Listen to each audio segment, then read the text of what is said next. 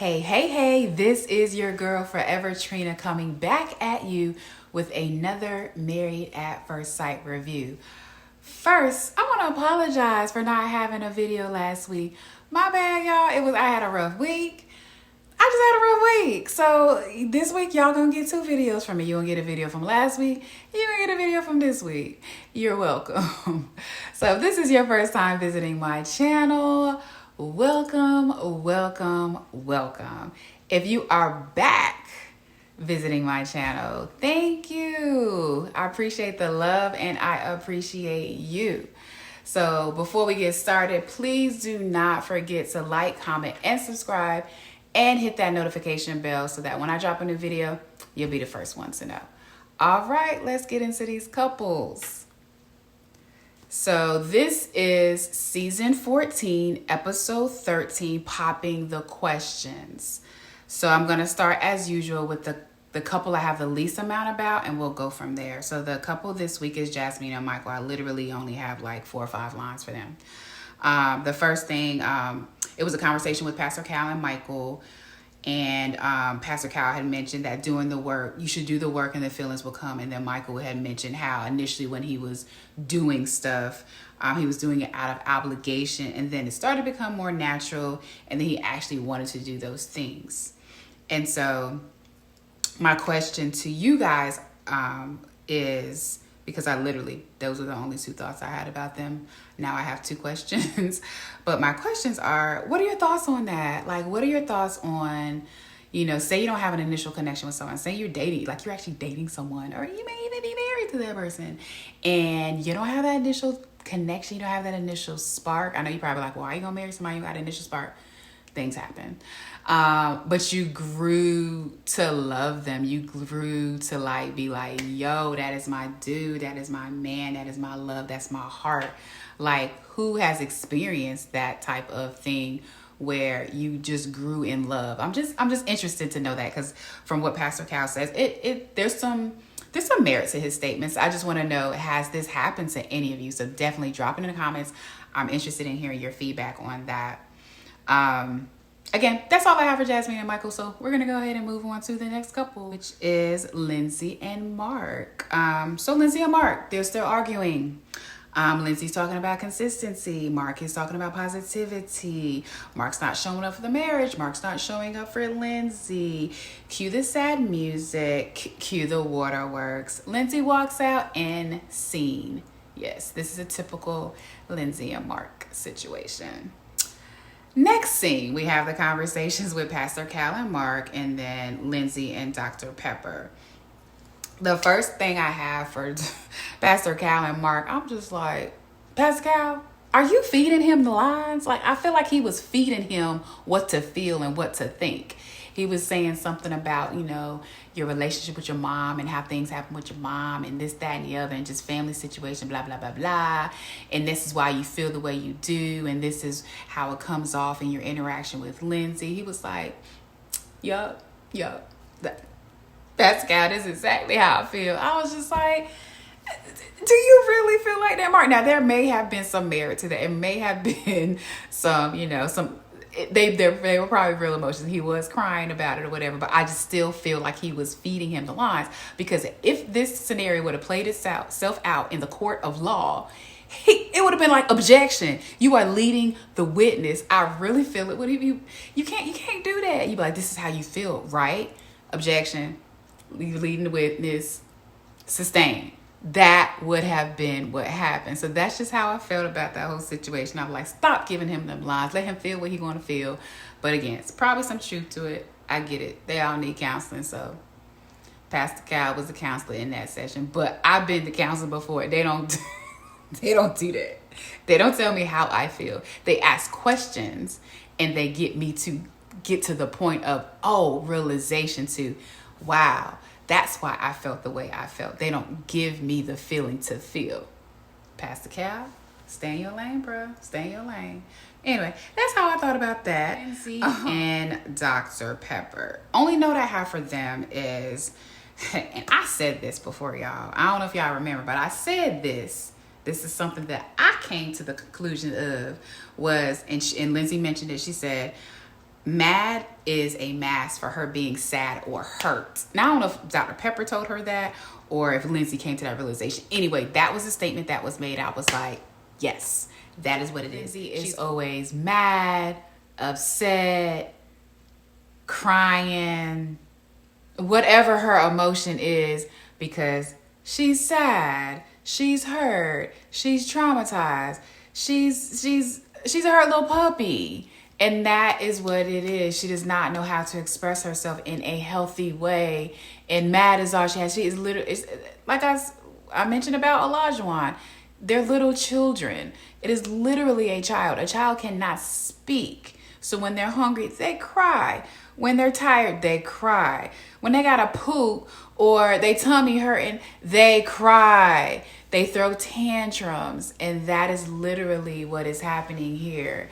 Is she's throwing a little tantrum, and it's because it's something. It's an unresolved thing within herself. Mark can't do nothing for her.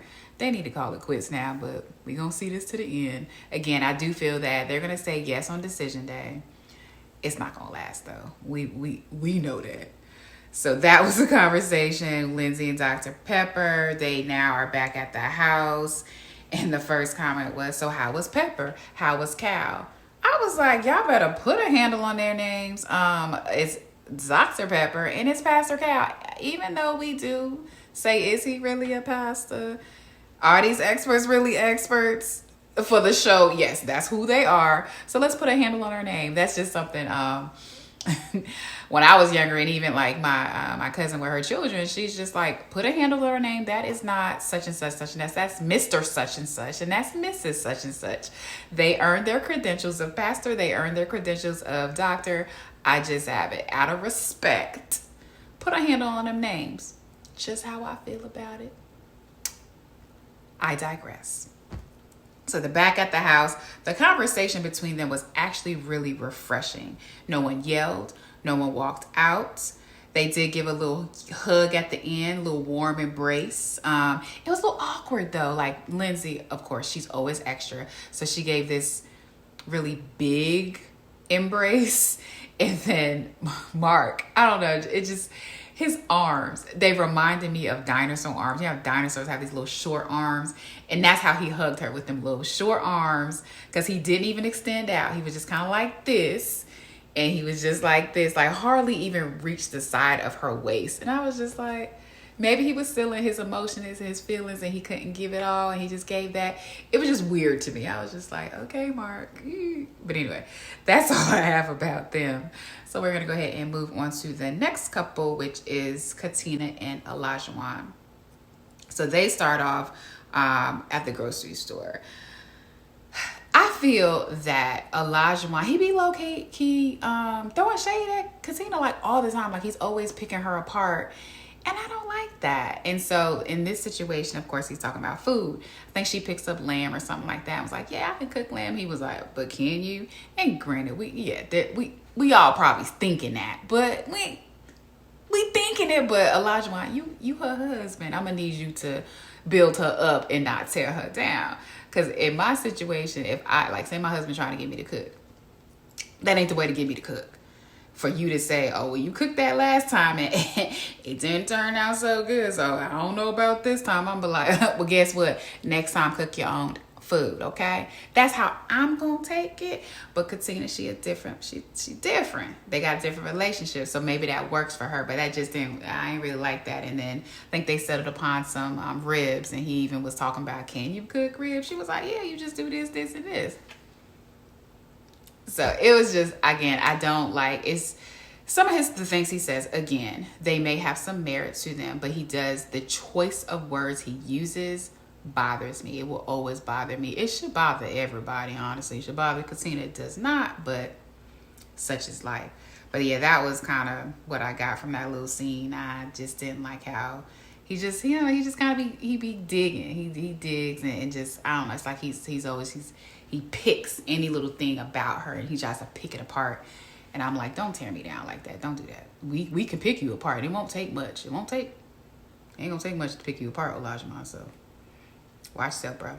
So next scene, they're about to go see Pastor Cal and Dr. Pepper. So right before that, Katina's in a confessional and she's just like, I hate going to see the experts. Oh, we just talk about our feelings and our emotions. I don't like talking about those. I'm tired of talking about that. It's just a lot. And I was just like, okay, so you don't want to talk about your feelings and emotions with the experts. It's a lot. But the way Olajuwon talks to you in a very unhealthy way is not a lot. So talking to experts in a healthy way and to learn how to better communicate is a lot. So I was just kind of, I kind of side-eyed Katina like, okay, girl. I digress. But all right. Pastor Cal and Katina, they meet up. Pastor Cal, one of the things he suggested to her was to talk to Olajuwon about his triggers. Because, of course, she mentioned the situation, the dinner from hell, where the whole app situation came about and blah, blah, blah, blah. And so she was just like, just certain things trigger him. He was like, well, just ask him about those triggers. There are reasons that people do what they do. And he urged her just to talk to him about that to get a better understanding of what are some of those deep or private things that may have gone on in your life that causes you to react the way that you do. Kind of knowing that will help you understand and then act accordingly. And I agree with all of that. It is something you do want to understand the actions and reactions of your spouse. And a lot of time, yes, it will come from something they grew up with, something that they went through, childhood. It could have been in adulthood, adolescence, any of those things. So it's absolutely something you would like to dig into. But, because you knew a but was coming, I need Olajuwon to do the work for himself. Because she can ask those questions and she can have a better understanding. But if he is not asking those same questions, if someone is not asking him those same questions of himself, he will never come to a realization of why he does the things he does. He just knows, I act out. This is what I do. Like Lindsay says, this is who I am. This is what I do. But why do you do what you do? Is the question, because it ain't healthy. So we need to dig a little bit deeper into that. So my thoughts on that. Moving on to Dr. Pepper and Olajuwon's conversation. My first note was, did he say be fiddled and be fooled? When they showed that clip of the dinner and he was proceeding to give his little speech, his little soliloquy of how he felt. And of course they didn't show this the first time, but they showed it in this clip. I said, be fiddled and be fooled. Are those words? I might have to look that up. I ain't familiar with that. Maybe that's me. Maybe I need to up my vocabulary. But befiddled and befooled, that befiddled and befooled me, y'all. I ain't gonna lie about that. But anyway, Dr. Pepper went on to question Olajuwon about how he talks to Katina. Olajuwon's response was, do I talk down to my wife? Do I belittle my wife? No. Dr. Pepper said, okay. Well, there's reports stating that you've mentioned things like no life skills and that she's behind in maturity. I don't really use that word. It's really close to another word. So in her maturity level in comparison to him. So, and he's getting all, out of sorts and just feeling disrespected. And even in his confessional, he was just like, she disrespected me. It's like a spit in my face. This whole he says, she says stuff. No, she watching the clips like we watching the clips, and we see where you belittle and you talk down to her and you have this superior attitude like you know all. You are the seeker of all the knowledge and truth, and she needs to follow you. We see that, Olajuwon. But he got so defensive, and in my experience, when someone gets super defensive about something, it's because them truth bombs are being dropped and they don't like it. They can't handle it. And that's exactly what happened. You talk down to your wife. That's truth number one. You belittle your wife. That's truth number two. We got some Hiroshima bombs dropping and you just can't handle it. And so he's getting defensive. Talking about it's a spit in his face. I'm just like, Olajuwon.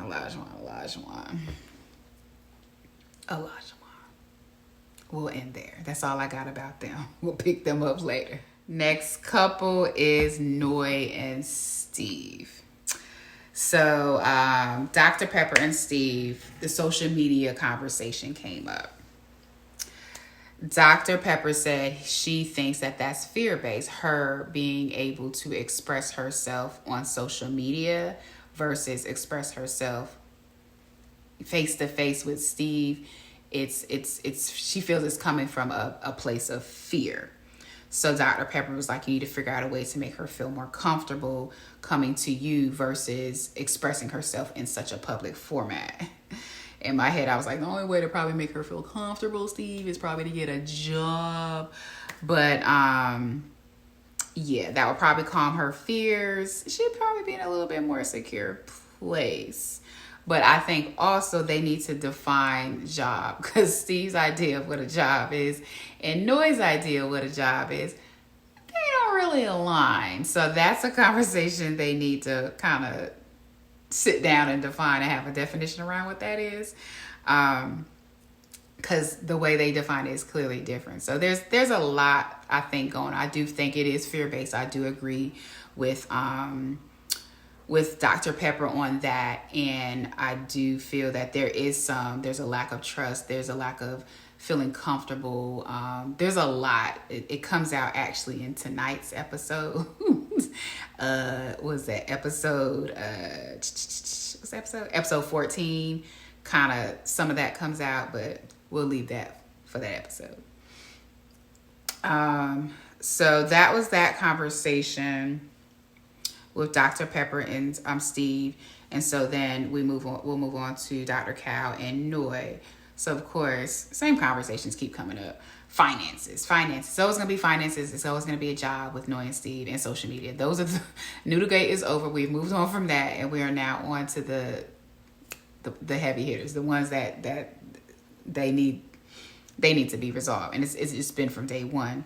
So finances came up. Pastor Kyle was like, yeah, we understand. This is the way that you feel secure. You have to figure out a way to express that to Steve. Having a job is a big part of that. Yes, we know. So now they're back at the house. She opens up her confessional with, we need to communicate more. And I was like, yo, you don't want to be communicating. Steve is a great communicator, like excellent. He can be the counselor for the season. He can be the communication teacher for the season. Like he got an A+ in communication, Noy. Because your skills, they subpar. They below par, honestly. So when she said that, I was like, boo. Communication, that's your issue. That ain't his. But as they continue to talk, Steve, brought up the social media thing. It was brought up the post that she had recently posted. I forgot exactly what it said. And she was like, that wasn't about you. I was like, Noy, you lying. I really feel, even though she says it wasn't about him, it was. She don't know how to communicate. And she runs away and she hides behind her social media. It was a post. It was a random post. No, that was towards Steve. We know that.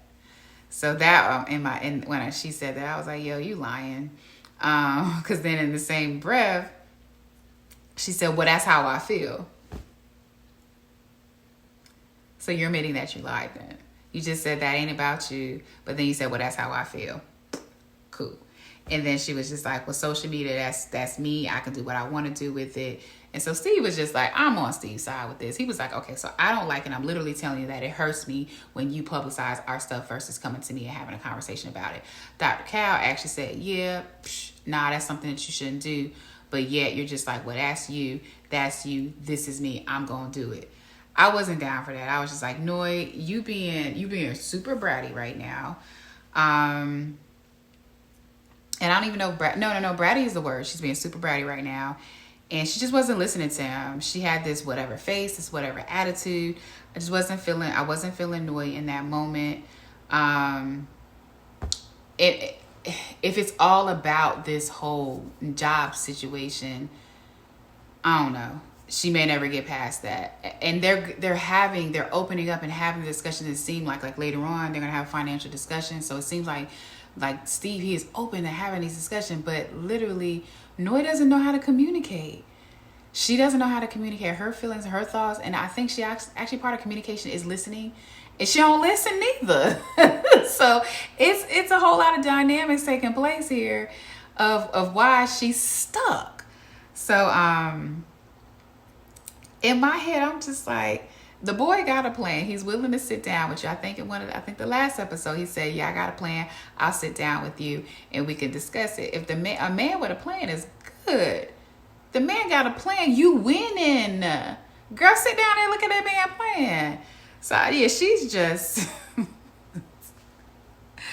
she is bothering me. She's again, Noy is annoying me. But girl, the boy got the plans. It seemed like, at least the way the producers are spinning it, it took them a while to get here to actually, because we kept saying, just talk about it, have a plan. So it took a while to get here, but now that he's here, you better grab hold of that and sit down and look at that boy plan. Anyway, that's how I feel. So anyway, the last comments I got about them is they finally had a finance conversation. I was just like, we had to go through 13 episodes of this. Y'all could have had this episode 1. He probably did have with episode 1, but you know how they got to drag things out. So he done popped open his laptop. He came out with different options, did a little typing. I was trying to peep out, what program you got there, bruh? Is that Excel? Is that Word? It wasn't either one of them. The nerdy side came out of me. I was like, can I use that for my finances? So I'm not sure what program he was using. If y'all know, drop it in the comments. But it seemed like he was organized. He came to the table with some organization, some thoughts. So I really appreciated that. But yeah, I was just like, okay, Steve. Now, if he would have came out with a spreadsheet, I honestly would have been like, you are a man after my own heart. You do spreadsheets. I'm a spreadsheet person. I feel like anybody who has a spreadsheet, you know how to manage your money. So it wasn't a spreadsheet. I don't know what program he was using. Shoot, it could have been Word, and I don't know. And he said, because he did say he creates apps. It could have been an app he created. Who knows? But either way, I'm glad he came to the table. He came with a plan. He came with some options. All that was great. Kudos to you, Steve. One of the things they did mention during that conversation was first child within a year. A year? Well, okay. I digress. All right, so let's move on to, I think that was all the couples. Move on to the outing. So Olajuwon and Katina carpool with Lindsay and Mark. That was odd. I don't know, I just thought that was odd. Since Lindsay and Katina don't really vibe like that, but Lindsay and Olajuwon do. So but that was just the first thing when I saw them carpooling together. I was like, ooh, that's weird. But anyway, they played volleyball. Katina is useless. She's not a sports girl. She's a pretty girl. She does other things, but sports, hand-eye coordination type things, it just doesn't seem to be her jam. Oh, that girl, I don't think she hit the ball once. The ball may have hit her, but she hit the ball. So then the next scene, they're sitting down, all the couples, and they're talking about how things are going and their conversations with the experts. And, of course, Olajuwon. That mouth always going to get him in trouble. Talking about Dr. Peppers. Y'all, I kept hearing Dr. Peppers. And then every time I perk my ears up, I was like, he'll say Dr. Pepper. And I was just like, did he say Dr. Peppers? I think he did say Dr. Peppers a few times. I was just like, her name is Dr. Pepper. Anyway, so Dr. Peppers and Pastor Cal, they was in the background listening to them talk. And of course, Olajuwon was like, Dr. Peppers wasn't, I ain't really learned nothing from her. She was saying all these things and blah, blah, blah. Basically, this just not listening or agreeing with anything she said. And this is common for Olajuwon. He knows it all because he did that with Dr. Viviana.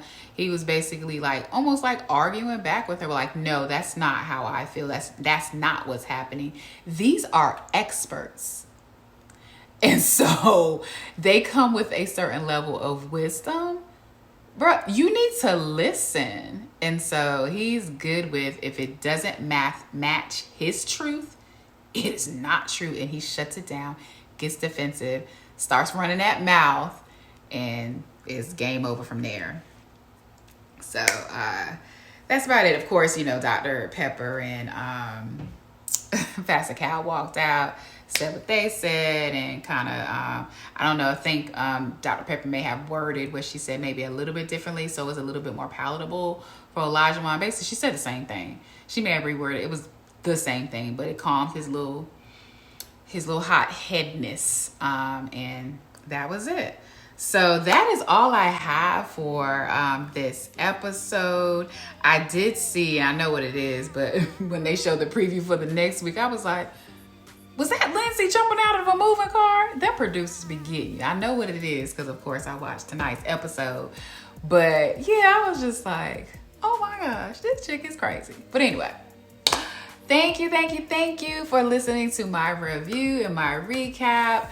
Please drop all the comments below. You like it, don't like it, want it more, don't want it more. I'm probably still going to do it whether you don't want it. But either way, thank you. I will be back soon to do the next review for tonight. And I'll see you again next week. Again, don't forget to like, comment, and subscribe. And until next week, bye.